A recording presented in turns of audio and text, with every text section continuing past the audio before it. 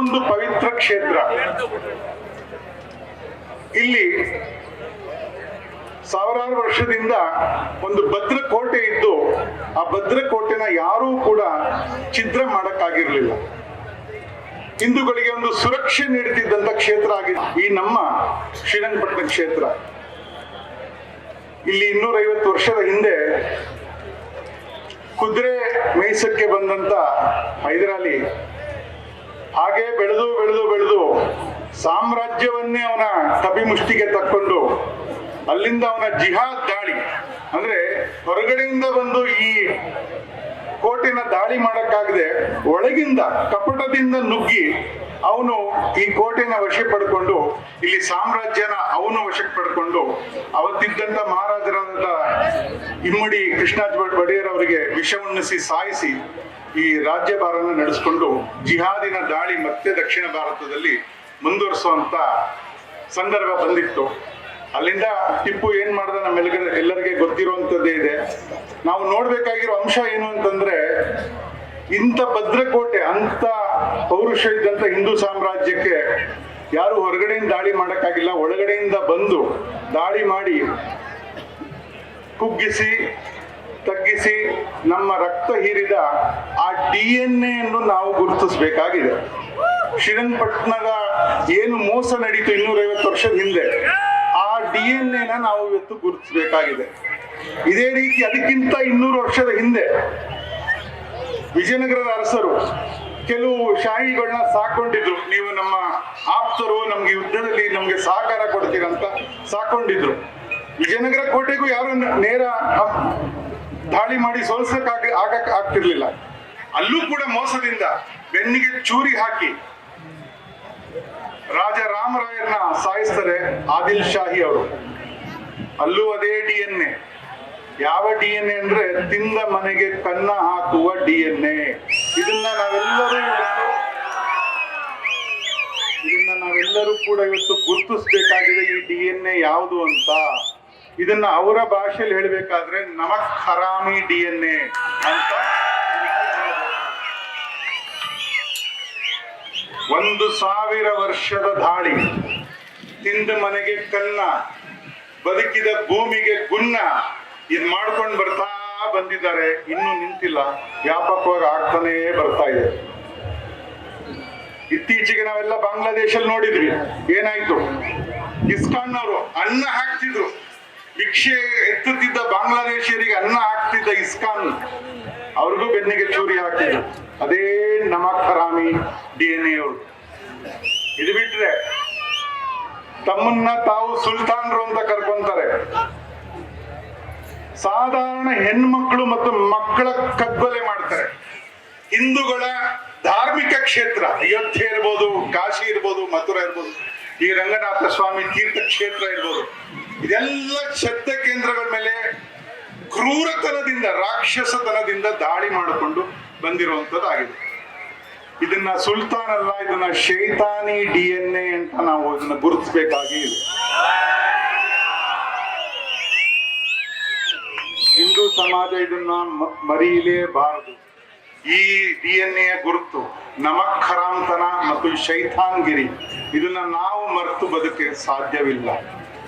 ಇದು ಹಾಕೊಂಡು ಬಂದಿರುವಂತದ್ದು ಎಂದಿಗಿಂತ ಹೆಚ್ಚಾಗಿ ಇವತ್ತು ಈ ಸಂದರ್ಭ ಬಂದಿದೆ. ನಾವೆಲ್ಲ ಒಗ್ಗಟ್ಟಾಗಬೇಕಾಗಿರುವಂತದ್ದು. ಹಾಗೆ ನಾವು ನಮ್ಮ DNA ಕೂಡ ಗುರುತಿಸ್ಕೊಬೇಕಾಗಿರೋದು, ಜ್ಞಾಪಿಸ್ಕೊಳ್ಬೇಕಾಗಿರೋ ಸಂದರ್ಭ ಈಗ ಬಂದಿದೆ. ಇಲ್ಲಿ ನಾವು ಪುಷ್ಪಾರ್ಚನೆ ಮಾಡಿದಂತ ಮಹಾಪುರುಷರಲ್ಲಿ ಇಮ್ಮಡಿ ಪುಲಕೇಶಿ ಅವರಿಗೂ ನಾವು ಇಲ್ಲಿ ಪುಷ್ಪಾರ್ಚನೆ ಮಾಡಿದ್ದೀವಿ. ಕ್ರಿಸ್ತಶಕ 600 ಅದರಲ್ಲಿ ಅರಬ್ನಿಂದ ಇಸ್ಲಾಂ ದಾಳಿ ಮೊದಲೇ ಬಾರಿ ದಕ್ಷಿಣ ಭಾರತಕ್ಕೆ ಆದಾಗ ಯಾವ ರೀತಿ ಅವರು ಉತ್ತರ ಕೊಟ್ರು ಅಂದ್ರೆ, ಇನ್ನು 300-400 ವರ್ಷ ಈ ಕಡೆ ತಿರುಗೇ ನೋಡಿಲ್ಲ ಈ ಜಿಹಾದು ನಮ್ಮ ದಕ್ಷಿಣ ಭಾರತಕ್ಕೆ. ಆ ರೀತಿ ಅವರ ಪೌರುಷ ಇತ್ತು. ಅವ್ರನ್ನ ದಕ್ಷಿಣ ಪತೇಶ್ವರ ಅಂತ ಅವ್ರಿಗೆ ಬಿರುದು ಕೊಟ್ಟಿದ್ರು. ಆ DNA ನಮ್ಮದು. ಯಾವುದು ಆ ದಕ್ಷಿಣ ಪತೇಶ್ವರ ಅಂತ ಇಟ್ಕೊಟ್ರಲ್ಲ, ಆ DNA ನಮ್ಮದು. ಇದಾದ್ಮೇಲೆ ಇಸ್ಲಾಮಿಕ್ ದಾಳಿ, ಗಂಗೆ ಗಂಗೆ ತೀರದಿಂದ ಹಿಂದೂ ಮಹಾಸಾಗರ ತೀರ ತನಕ ಆರ್ಭಟ ಮಾಡ್ತಿದ್ದಾಗ ಇಸ್ಲಾಂ ದಾಳಿನ ಸರ್ವನಾಶ ಮಾಡಕ್ಕೆ ಸ್ಥಾಪನೆ ಆದಂತ ವಿಜಯನಗರ ಸಾಮ್ರಾಜ್ಯದ DNA ನಮ್ಮದು. ಕಿತ್ತೂರು ರಾಣಿ ಚೆನ್ನಮ್ಮನ DNA ನಮ್ಮದು. ಇದೇ ಹೈದರಾಲಿಯ ಸೈನಿಕರು ಕುತಂತ್ರದಿಂದ ಚಿತ್ರದುರ್ಗ ಕೋಟೆ ಒಳಗೆ ನುಗ್ಬೇಕಾದ್ರೆ ತನ್ನ ಒನಕೆಯಿಂದ ಅವ್ರನ್ನೆಲ್ಲ ತಲೆ ಜಜ್ಜಿ ಕೊಂದು ತನ್ನ ಪ್ರಾಣ ಕೊಟ್ಟು ಚಿತ್ರದುರ್ಗದ ಮಾನ ಉಳಿಸಿದ ಒನಕೆ ಓಬವ್ವನ DNA ನಮ್ಮದು. ರಾಣಿ ವೇಣು ನಾಚಿಯಾರ್, ಕುಯ್ಲಿ, ರಾಣಿ ಅಬ್ಬಕ್ಕ ಚೌಟ, ಈ DNA ನಮ್ಮದು. ಭಗತ್ ಸಿಂಗ್, ಚಂದ್ರಶೇಖರ್ ಆಜಾದ್, ಸುಭಾಷ್ ಚಂದ್ರ ಬೋಸ್ರ DNA ನಮ್ಮದು. ಹೇಳಿ ಎದ್ದೇಳಿ ಗುರಿ ಮುಟ್ಟುವ ತನಕ ನಿಲ್ಲದಿರಿ ಅಂತ ಹೇಳಿದ ವಿವೇಕಾನಂದರ DNA ನಮ್ಮದು. ಈ DNA ನಾವು ಸ್ಮರಣೆ ಮಾಡಬೇಕಾಗಿದೆ. ಮತ್ತು ವಿಶೇಷವಾಗಿ ಶ್ರೀಕೃಷ್ಣ ಪರಮಾತ್ಮನು ಅರ್ಜುನನಿಗೆ ಹೇಳಿದ್ದಂಥದ್ದು, ಯುದ್ಧ ಕುರುಕ್ಷೇತ್ರದಲ್ಲಿ ಯಾವಾಗ ಅವನ ಅಸ್ತ್ರಗಳನ್ನು ಬಿಡುವಂತ ಪರಿಸ್ಥಿತಿ ಬರುತ್ತೆ, ಶ್ರೀಕೃಷ್ಣ ಪರಮಾತ್ಮ ಅವನಿಗೆ ಹೇಳಿದ್ದ ವಿಚಾರ ಇಷ್ಟೇ: ಧರ್ಮ ಎಲ್ಲಿದೆ ನೀನು ಧರ್ಮದ ಪರ ಹೋರಾಟ ಮಾಡಬೇಕು. ಅಧರ್ಮದ ಜೊತೆ ಯಾರೇ ಇರ್ಲಿ, ನಿನ್ನ ಅಣ್ಣ, ನಿನ್ನ ತಮ್ಮ, ನಿನ್ನ ಅಪ್ಪ, ನಿನ್ನ ತಾತ ಯಾರೇ ಇರ್ಲಿ, ಅವರ ವಧೆ ಮಾಡಿ ನೀನು ನಿಲ್ಬೇಕಂತ ಹೇಳಿದಂತ ಕೃಷ್ಣ ಪರಮಾತ್ಮನ DNA ನಮ್ದು. ಈ DNAಗಳನ್ನು ಸ್ಮರಣೆ ಮಾಡ್ತಾ ನಾವು ಯಾರು, ನಮ್ಮ ಪೂರ್ವಿಕರು ಯಾರು ಅಂತ ನಾವು ತಿಳಿತಾ ಹಿಂದೂ ಸಮಾಜ ಇವತ್ತು ಒಟ್ಟಿಗಾಗಿ ಈ ದೇಶಕ್ಕೆ ಬಂದಿರುವಂತ ಈ ಸಂದರ್ಭ ಎಲ್ಲೆಡೆ ಲವ್ ಜಿಹಾದ್, ಲ್ಯಾಂಡ್ ಜಿಹಾದ್, ಮತ್ತೆ ಇತ್ತೀಚೆಗೆ ಶುರುವಾಗಿರುವಂತ ಫೆಸ್ಟಿವಲ್ ಜಿಹಾದ್, ಹಿಂದೂಗಳು ಅವ್ರು ಯಾವ ಆಚರಣೆಗಳು ಹಬ್ಬಗಳು ನೆಮ್ಮದಿಯಾಗಿ ಮಾಡಬಾರ್ದು ಅಂತ ಆತಂಕ ಉಂಟು ಮಾಡ್ತಾ ಇರುವಂತ ಫೆಸ್ಟಿವಲ್ ಜಿಹಾದ್, ಮತ್ತೆ ನಾವು ಶಾಂತಿಯಿಂದ ಆಚರಣೆ ಮಾಡ್ತಾ ಇರೋ ಈ ಸಂಕೀರ್ತನೆ ಯಾತ್ರೆ ಹನುಮ ಮಾಲೆ, ಇದಕ್ಕೆ ಕರ್ಫ್ಯೂ ತನ್ನಿ ಸೆಕ್ಷನ್ 144. ಇದು ಹಿಂದೂಗಳ ಪವಿತ್ರ ಭೂಮಿ. ಇಲ್ಲಿ ನಾವು ಸಂಕೀರ್ತನೆ ಯಾತ್ರೆ ಮಾಡ್ಲಿಕ್ಕೆ ಸೆಕ್ಷನ್ 144 ಪರ್ಕಿಯರ ಟಿಪ್ಪು ಸುಲ್ತಾನರ ಆರಾಧಕರು ನಮ್ಗೆ ಹೇಳ್ಬೇಕಾ ಇಲ್ಲಿ ಸೆಕ್ಷನ್ 144 ಬರೋದಕ್ಕೆ? ಇದಕ್ಕೆ ಉತ್ತರ ಕೊಡ್ಬೇಕಾದ್ರೆ ಹಿಂದೂ ಸಮಾಜ ಇವತ್ತು ಒಟ್ಟಿಗೆ ಆಗ್ಲೇಬೇಕಾಗಿದೆ. ಇಲ್ಲಾಗಿರುವಂತ ಅನ್ಯಾಯಕ್ಕೆ ನಾವೆಲ್ಲರೂ ಒಟ್ಟಿಗೆ ಸೇರಿ ನ್ಯಾಯಕ್ಕಾಗಿ ಹೋರಾಟ ಮಾಡಲೇಬೇಕಾಗಿದೆ, ಉತ್ತರ ಕೊಡ್ಲೇಬೇಕಾಗಿದೆ.